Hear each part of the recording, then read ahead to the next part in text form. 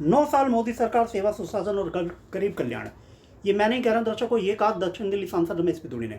साथ ही सांसद रमेश बिधूड़ी ने केंद्र की मोदी सरकार के 9 वर्षों का लेखा जोखा भी पत्रकारों के सामने प्रस्तुत किया और इन किताबों के द्वारा, इन पुस्तकों के द्वारा भी उन्होंने विस्तारपूर्वक जानकारी दी है कि पिछले 9 वर्षों में केंद्र की मोदी सरकार ने क्या क्या कार्य जनहित के किए हैं। साथ ही सांसद रमेश बिधूड़ी ने, जो कि तेज तर्रार स्वभाव के कारण खासे पहचाने जाते हैं, जाने जाते हैं, साथ ही उन्होंने विपक्ष की एकता के विषय में भी तंज कसते हुए कहा कि जो बिहार पटना में विपक्षी एकता की बात की जा रही है, एक महागठबंधन की बात की जा रही है, वो दरअसल एक अवसरवादियों का ठग बंधन है, गठबंधन नहीं है।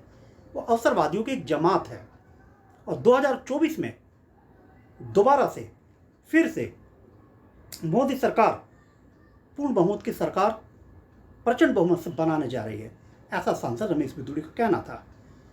आइए और क्या कुछ कहा सांसद रमेश बिधूड़ी ने, देखते अपनी इस खास रिपोर्ट में। माध्यम से, मीडिया के माध्यम से, सोशल मीडिया के माध्यम से हमारे देश के अमृत काल में देश की आजादी के 75 वर्ष बीत गए।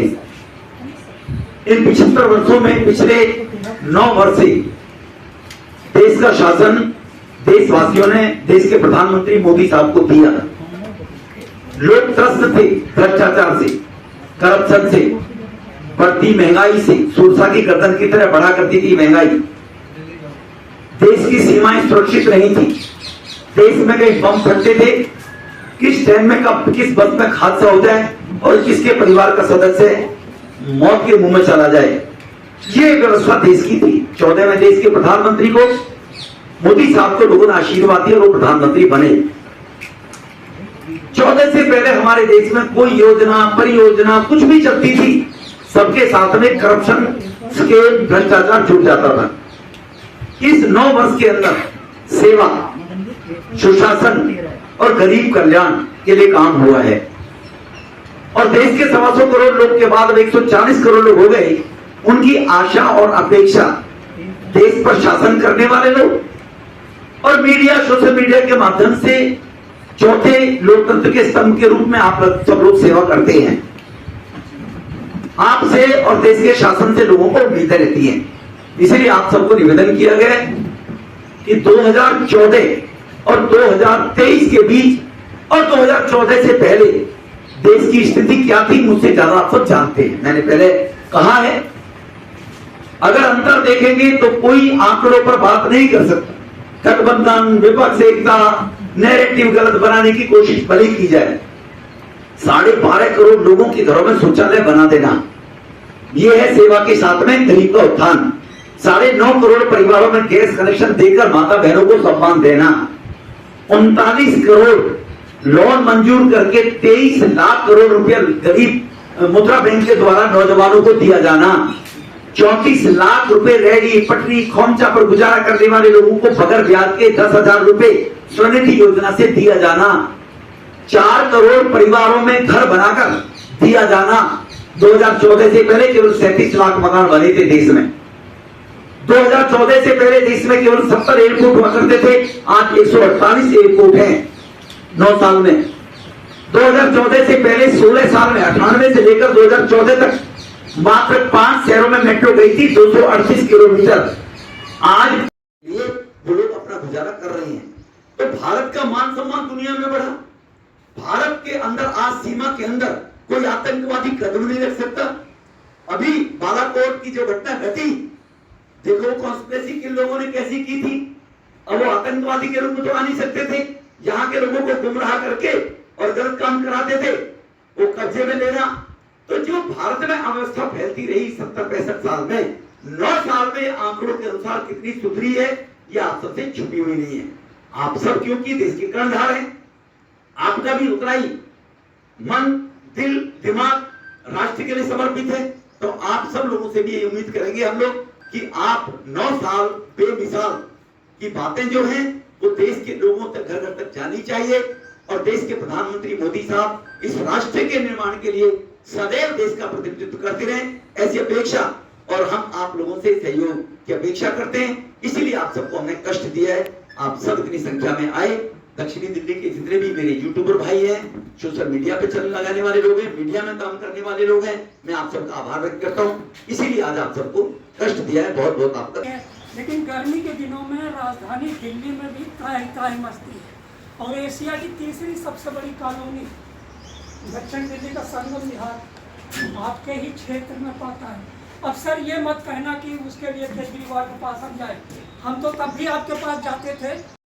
मीटिंग हो रही है बिहार के अंदर पटना में, 1 अपोजिट 1 का एक फार्मूला दिया गया है और कहा जा रहा है कि भारतीय जनता पार्टी 100 के नीचे सिमट जाएगी। इस पर आपका क्या कहना है?